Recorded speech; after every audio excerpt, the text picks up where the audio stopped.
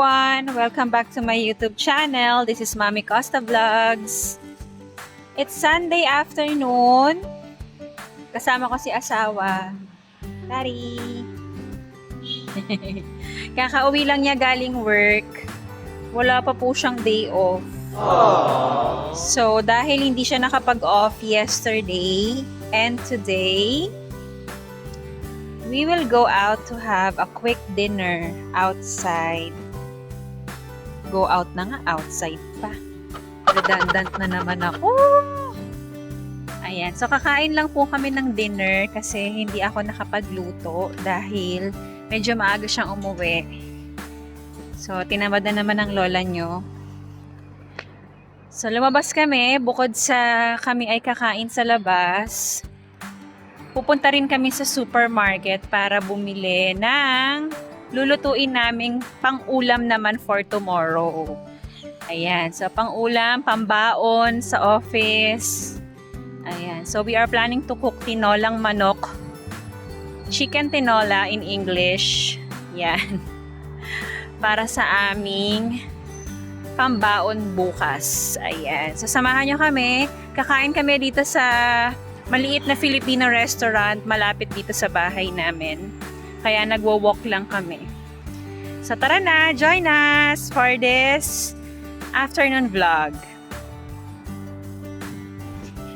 Ang daming kino-construct na building dito sa area namin. Ayan. Then at the same time, malapit na ring magawa ang McDonald's. There! Malapit nang matapos ng renovation.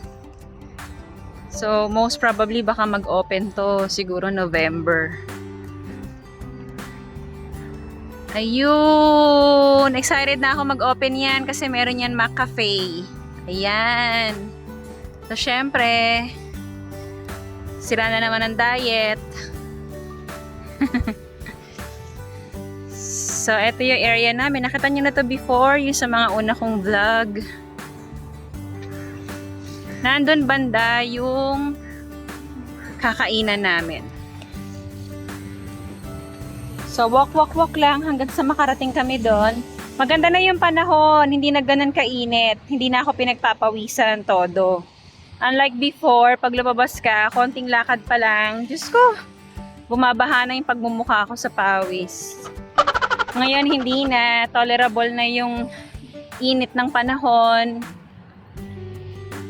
Ayan. Ayun na, yung kakainan naming restaurant. Ayan. Ang pangalan niya ay Al-Dejaj Al-Shahi Fast Food. Ayan. So, dito kami kakain ng Filipino food.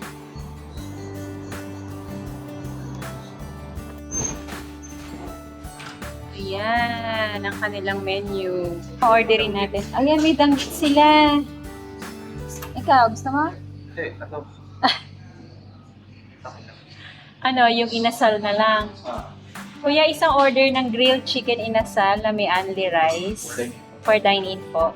Tsaka isang tapsilog na. Tapsilog na lang. Beef lechon naman. Oo. Tapos bakit? Gusto mo yan? Mayroon din silang, ayan o, mami, ayaw mo. Yeah. Gusto mo isang order? Beef? Ayaw niya na. Tsaka isang water na lang po, bottled water. Malamig po. Normal temp lang po. Ha? Yan lang po. Ayan, so naka-order na kami ng food. Ayun si husband kumukuha ng sabaw.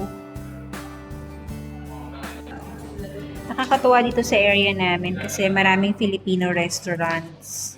Hindi lang din for dine-in, may mga nagde-deliver din. So hindi ka rin maho-homesick.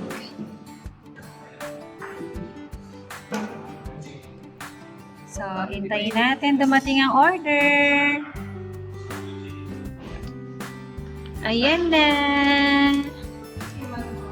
Yay, thank you po. Ayan na ang order namin. Napaka-appetizing naman ng tapsilog na to. Ayun si Dad. Ang kanya inasal. So, kakain po muna kami.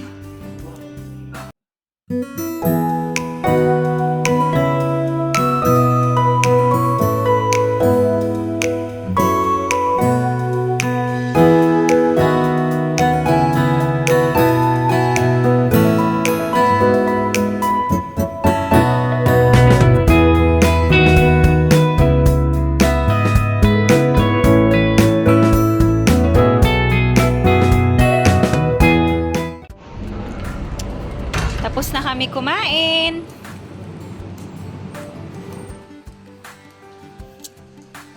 So, nakakain na po kami ng dinner. We're going to Lulu Supermarket. Ayan. Doon kami mag-grocery ng konting supply. Yung pangluto ng aming chicken tinola. So, traffic dahil sa stoplight.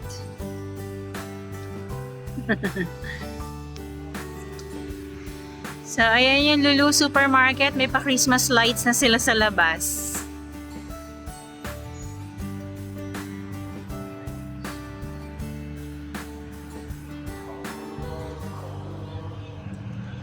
Kumakanta na sa mosque. Kasi prayer time na ng ating mga Muslim brothers.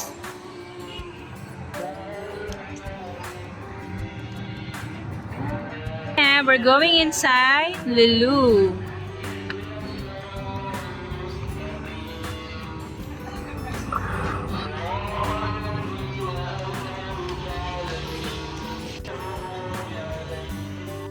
Yan. So, nandito na kami sa grocery. Oh. Angkor. Maliit lang. Do you wanna have? Buy one. Para may gatas tayo. Oo. Pero masarap po. Ang liit daw. So, ayaw niya. Nagbago isip niya. So, punta na muna tayo sa chicken section. Daming sabon. Wala na pala tayong sabong panlabadan.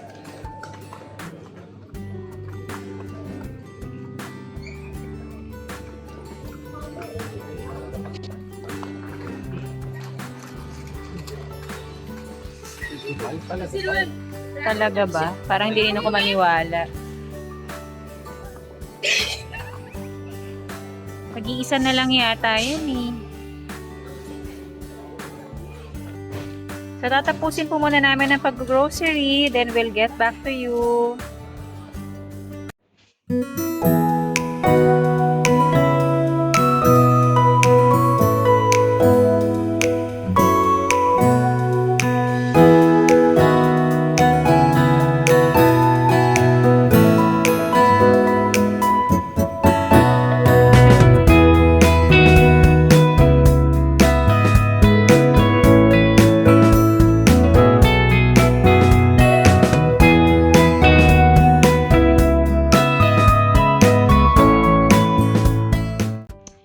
Balik na kami dito sa bahay. Ayan. Yeah. Okay. So, magluluto po kami ng tinola for tonight. Actually, hindi pala for tonight. For tomorrow. Ngayon lang namin siya lulutuin kasi pambaon na rin at pang-almusal ni husband bukas. Ayan. So, magpe-prepare lang po muna kami ng ingredients for our chicken tinola. So, dyan lang po kayo. Panoorin nyo ang aming pagluluto. Magsasaing muna tayo. Yan. Nagsasaing muna kami.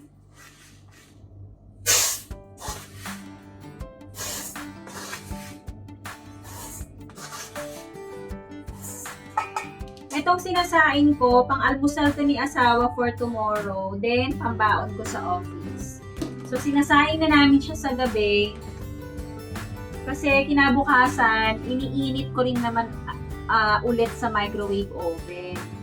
So, and isa ring dahilan doon para hindi kami super agang gumigising.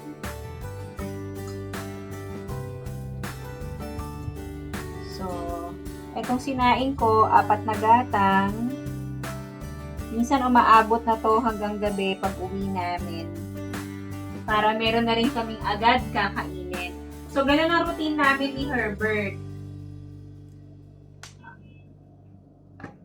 Yung sinasaing namin sa gabi, di ba hindi nyo na ako nakita? Baba ko na naman yung nakita. Yung sinasaing namin sa gabi, ito na rin yung pangkain namin hanggang bukas ng gabi. Since malamig dito sa loob ng bahay, hindi niya nakukuhang mapanis.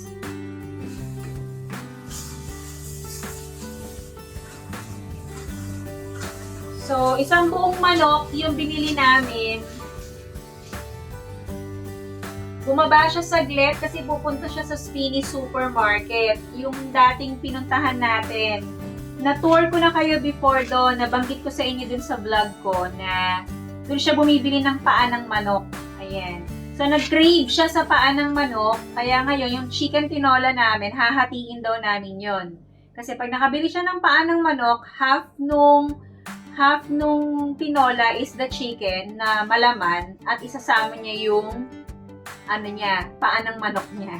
Then yung another half nung chicken na binili namin, itatabi naman namin yon para kapag halimbawa gusto namin i-adobo, ganyan. So, isang buong manok, 2 lutuan na namin mag-asawa yun. Minsan naman, pag gusto ko lang ng fried chicken, ayan, tinatabi ko na rin siya. So, isang hugas pa tayo ng bigas. Kayo ba, ilang beses kayo naghuhugas ng bigas? Kasi ako 2 beses lang.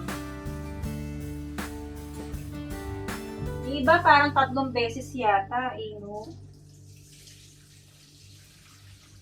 Ako twice lang, okay na yun. Kasi hugas naman siya dahil running water naman yung ginagamit.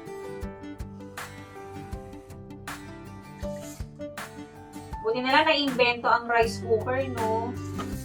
Kasi hindi mo na siya kailangan bantayan. Pero marunong ako magsaing ng normal. Alam niyo yun, yung sinusukat ng daliri. Tinuruan ako ng lola ko. Sumalangit nawa. Tinuruan ako ng Mami Lai, ng aking grandmother, ang mami ng nanay ko. Tinuruan niya ako magsaing gamit ang pagsusukat sa daliri. Kasi syempre nung araw wala namang rice cooker. So, tsaka pag may rice cooker parang pang lang yun, pang mga alta sosyedad. Kami alta presyon lang kami. Pero since ngayon, may kakayahan ng bumili ng rice cooker, salamat sa technology. Nakabili na kami ng rice cooker, di ba? May kakayahan na kami bumili ng rice cooker. Kaya hindi na namin kailangan mag-worry. Dati naalala ko nung bata ako, pag yung halimbawa sumubo na yung kanin. Yung sumubo sa amin sa Tagalog, parang yung biglang kulo. Tapos hindi mo nabantayan, di ba? Natataranta pa sa pagtakbo para lang maiangat yung takip. Yan, tapos yung gilid ng kaldero mo, ang dumi. Kasi nandun lahat yung tulo ng bigas, ng kanin, di ba? So, ayan, nakasalang na ang ating rice. Ngayon naman, ire-ready ko na muna yung ingredients ng ating tinola. So, dyan lang kayo. Panoorin nyo lang ako habang nagpe-prepare ako ng chicken tinola.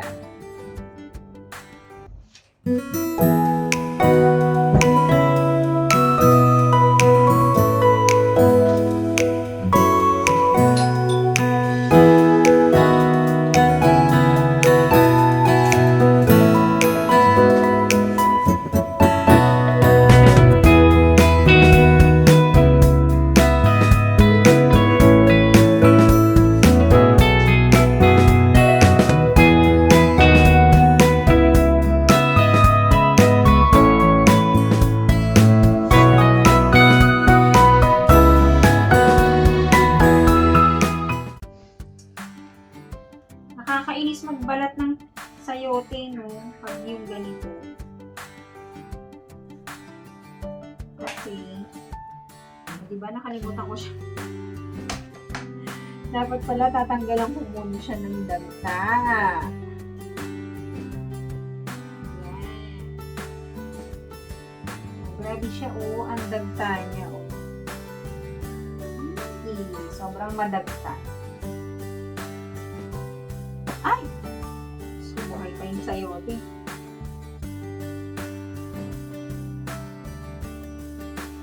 So, ang dulas lang talaga niyang hawakan. Tapos, naiinis pa ako pag yung balat niya hindi makinis.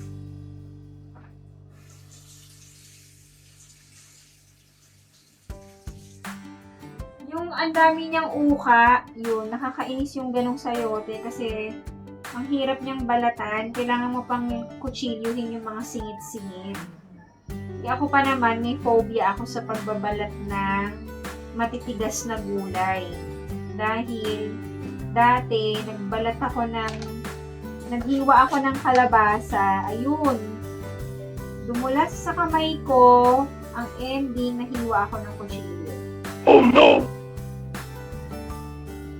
Kaya takot akong magbalat ng matitigas na gulay. Sayote, kalabasa, patatas, yan. Patatas hindi naman masyado. Pero yung mga ganito, medyo natatakot ako. Hirap pa naman pag nagkakasugat ka ng mga ganito. Alam niyo bang ilang beses akong na-save ng kuko ko? Yan. Ilang beses akong na-save ng kuko ko sa disgrasya ng pagkakahiwa. Dahil sa mahaba ang kuko ko, imbes na lumanding yung kutsilyo dun sa balat ko, sa laman ko, dun muna siya lumalanding sa kuko. So, malaking tulong na mahaba ang kuko ko. May advantage din pala. So, malapit na tayo matapos sa pagbabalat ng sayote. Buti na lang din na-invento tong filler. Na-invento tong filler na to eh, no?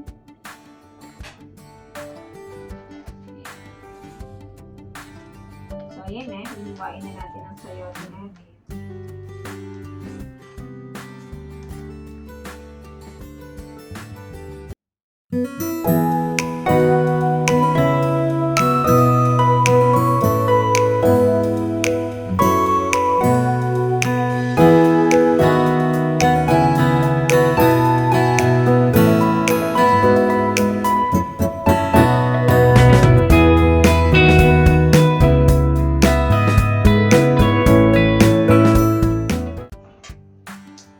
Tapos na ako maghiwa ng mga ingredients at dahil dyan, si husband ang magluluto.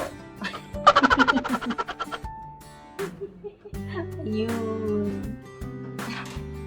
Kasi hinaluan pa niya ng paa ng manok. Daddy, bakit parang yung iba may kuko pa? Ano ba to? Ay, hindi pala.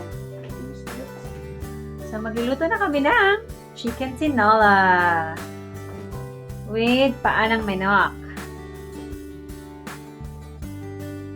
So, matagal-tagal na rin kasi kaming hindi nakakaluto ng may sabaw. At ito nga si husband ay mahilig po sa ulam na masabaw. Ayan. So, magsisimula na po. Nagpapainit na siya ng cooking oil. Then, eto na yung mga hiniwa natin na ingredients. Hindi ko na masyadong tinutukan, baka mabash kami. Kasi yung pagkakahiwa ng mga panggisa, ang lalaki. Kami lang naman po ang kakain. Kaya okay lang yan. So, tara na, magluluto na tayo!